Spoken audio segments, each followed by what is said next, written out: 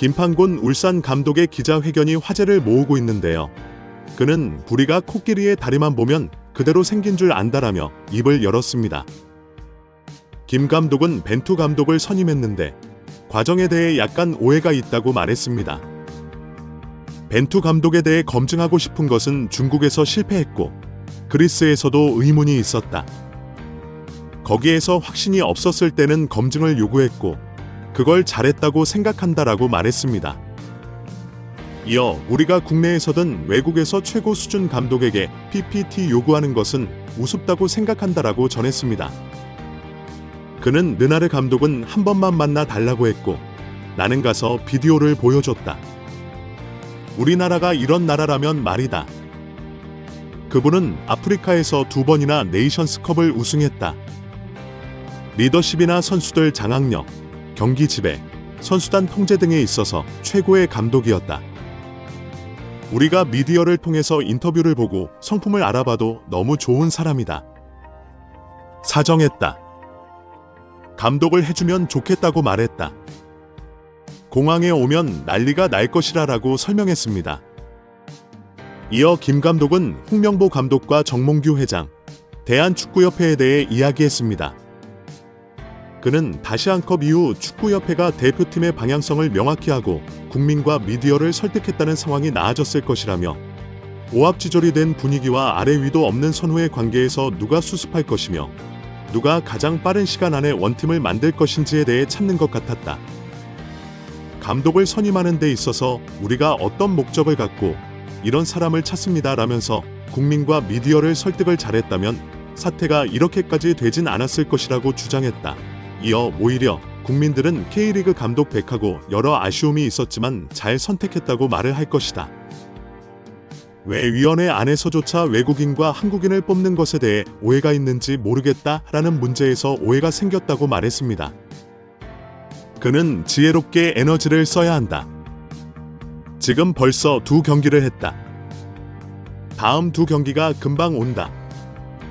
감독에게 면박 주며 팀을 와해시킨다.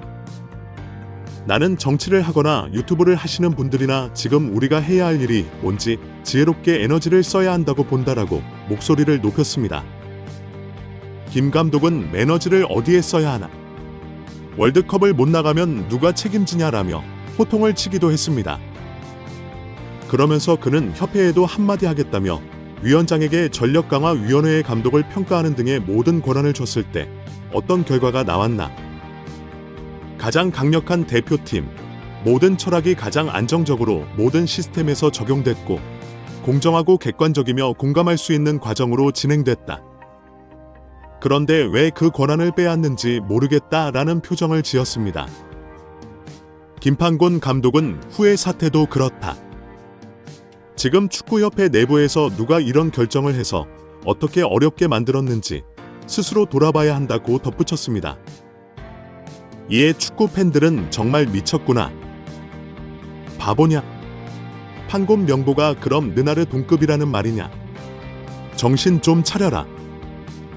너도 일반적인 사고가 안 되는 것이냐? 김도 한통 속이 말시아에서 좀 나간다고 우쭈쭈 해줬더니 아주 미쳤구나.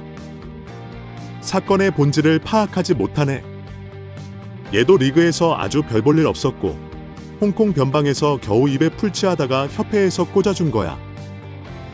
어떻게 홍콩 변방에 있던 얘가 협회 부회장을 하고 국대 선임 위원장을 갑자기 하냐? 호남대, 창원대 출신을 협회가 자기 사람 만든 케이스지. 김판곤 감독 정말 실망이다 등의 반응을 보이고 있습니다. 반면 광주FC 이정효 감독의 작심 발언은 공감을 받고 있는데요. 기자의 질문에 정몽규 축구협회 회장, 홍명보 감독이 출석한 국회 문체위 현안 질의를 받다며 월드컵 출전 유무는 중요하지 않다. 이렇게 월드컵 나가서 뭐 하냐라고 반문했습니다. 월드컵에 못 나가면 누가 책임질 거냐는 김판곤 감독의 발언에 직격탄을 날린 것으로 보입니다. 이정효 감독은 월드컵에 나가는 게 문제가 아니라며 일이 벌어졌으니 수습을 정확하게 하고 매듭을 짓고 나서 시작해야 한다. 대충하면 또 같은 일이 벌어진다고 강조했다. 진짜 월드컵 나가는 것 자체가 목표인가? 라고 물었습니다. 그렇고 물은 이 감독은 우승 한번 해봐야 되지 않겠냐며 확실하게 쇄신하고 다음 단계로 나아가야 한다. 얼렁뚱땅 넘어가면 시간이 흘러 또 친다며 축구협회의 쇄신을 덧붙였습니다.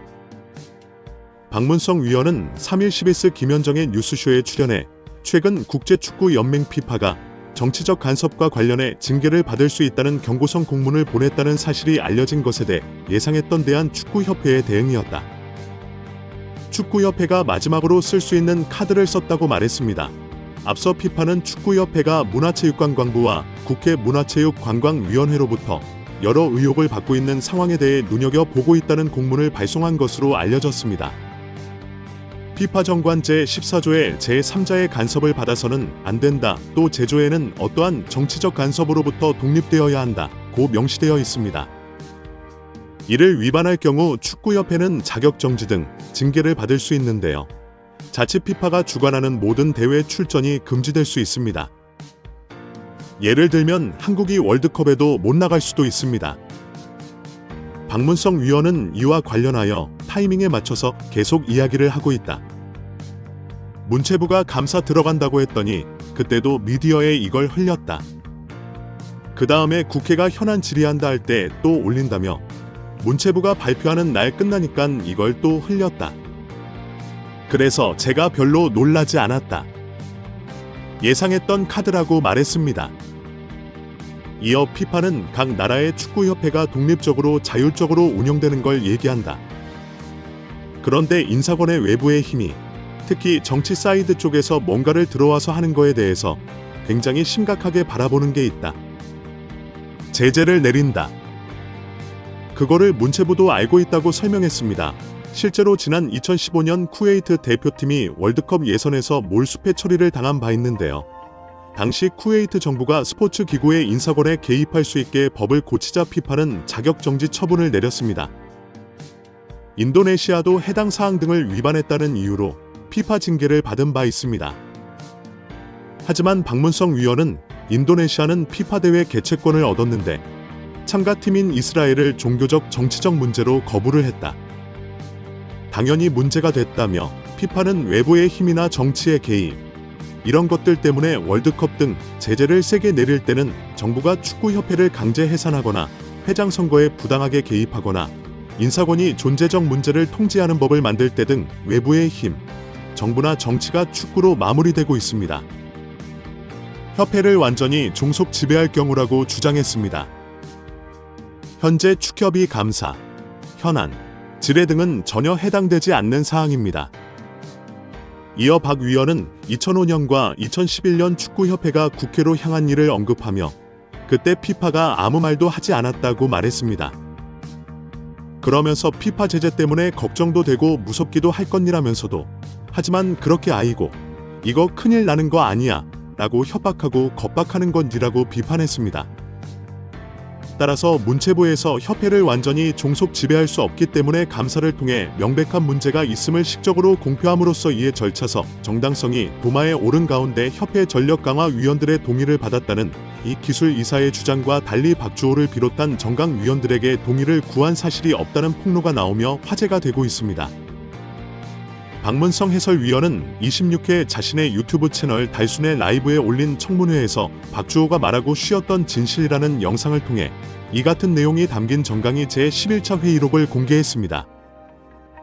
지난 6월 30일 비대면으로 열린 11차 회의 임시회에는 박 전 위원을 포함한 정강 위원 5명이 참석했습니다.